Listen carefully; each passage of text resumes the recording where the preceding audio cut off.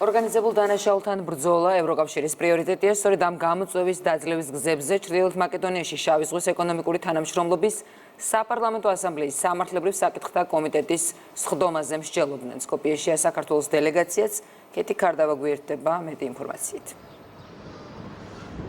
ორგანიზებული დანაშაული, რაზეც დღეს იყო მსჯელობა სკოპიეში, არის მთავარი საფრთხე ევროპელი მოქალაქეებისთვის, იმ სივრცისთვის, რომლის ნაწილიც ვართ ჩვენ.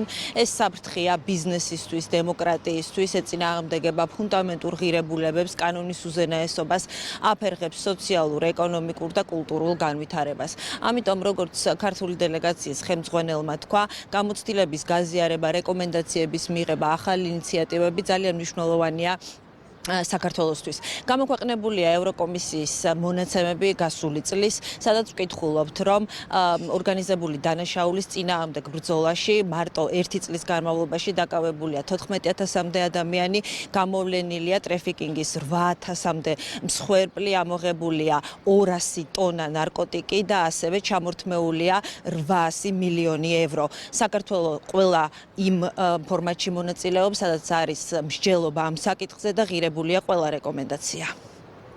თემა ეხებოდა ორგანიზებულ დანაშაულთან ბრძოლას.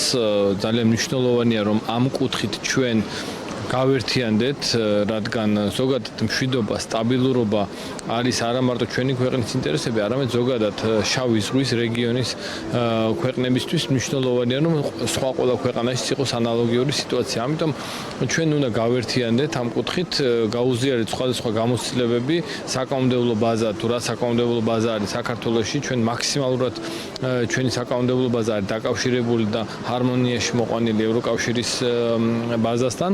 და ასევე ძალიან მნიშვნელოვანია, რომ ხაზი გაუსვათ იმ ფაქტორს, რომ ეს თანამშრომლობა გაგრძელდება ინტენსიურად, შემდეგი შეხვედრა იგეგმება უკვე ბაქოში, გენერალური ასამბლეა ჩატარდება ბაქოში და იქ უკვე ჩვენი დელეგაცია კიდევ უფრო საინტერესო იდეებით წარსდგება. ირაკლი ბეზურნიშვილი დღეს ესაუბრა კოლეგებს, გამოვიდა სიტყვით, იყო საუბარი იმაზე, რომ იმისათვის რომ აღიკვეთოს ან პრევენცია მოხდეს ორგანიზებული დანაშაულის, აუცილებელია რომ წევრი ქვეყნები ევროკავშირის და ასევე არაწევრი, მაგრამ პარტნიორი სახელმწიფოები ამ ორგანიზაციის ერთი ნაბიჯით წინ იყვნენ, ამიტომ დრო დასაკარგი არ არის და ძალიან მნიშვნელოვანია ეფექტისთვის და იმისათვის რომ ორგანიზებული დანაშაულის წინააღმდეგ ბრძოლა იყოს წარმატებული, საერთო ძალების მობილიზაცია. ეს ფორუმი და კომიტეტის ხდომა იყო ერთდღიანი და ახლა უკვე კოლეგები მოემზადებიან ბაქოში შესახვედრად.